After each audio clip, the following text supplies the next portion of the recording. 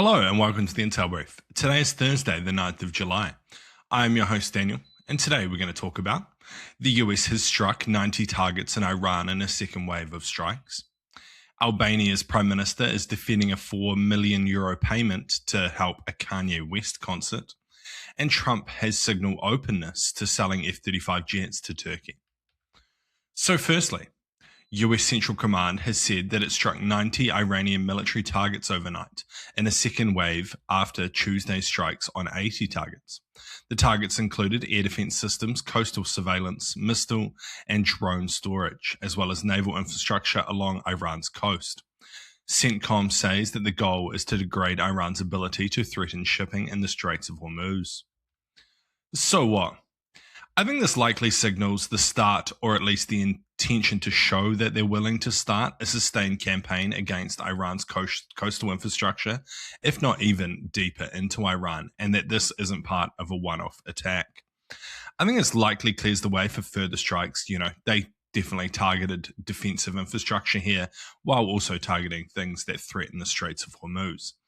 The goal, in my opinion, here is to soften up the defenses for follow-on attacks where they can hit, more targets more cleanly with lower risks. And it's almost certain that this raises the odds of Iran's retaliation, both against shipping in the Straits of Hormuz and / US assets in the Gulf. Iran made it clear that they're willing to attack Bahrain, Kuwait, possibly even the UAE like they did in the earlier confrontations.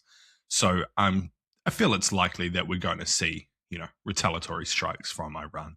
I don't think Iran is going to take this sitting down. And next, the Albanian Prime Minister is defending a roughly €4 million payment in public funds to be spent on the Kanye West concert in Tirana on July the 11th. He said that the last-minute funding is to avoid embarrassing Albania in front of 25,000 foreign visitors and expects €100 million in tourism revenue. West remains banned from performing in several European countries, including the UK, this summer over his historic anti-Semitic remarks and his Nazi imagery on clothing. So what?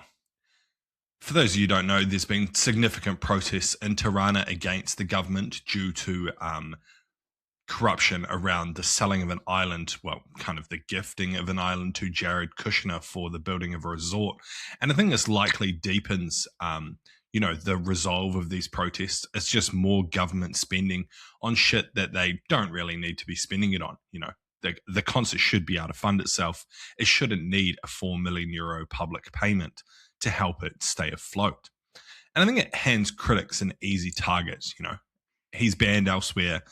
Albania has made it clear that they want to try and join the EU and move towards European membership. So letting a performer in and then paying to have him visit doesn't look good. And it gives critics of the current government just an easy win, something to just more ammo to smear the current government with. Also, it's unlikely that this €100 million tourism payoff will materialize as cleanly as he kind of says. This is what they always say about, when performers come into cities such as Taylor Swift, they point to how much revenue this brings in to the local economy. But this is very hard for the average person to see and understand. Not everybody gets a chunk of this. So the average person who's already out protesting against the government is unlikely to see any of this money and therefore isn't going to see the benefits. And lastly, Trump has said that the US will lift the 2020 sanctions on Turkey and is considering an F-35 sale, speaking after the meeting with Erdogan around the NATO summit. The sanctions were imposed after Turkey purchased the Russian S-400 air defense systems. Congress has blocked F-35 transfers to Turkey as long as it keeps these systems, and lawmakers in both parties oppose the sale. So what?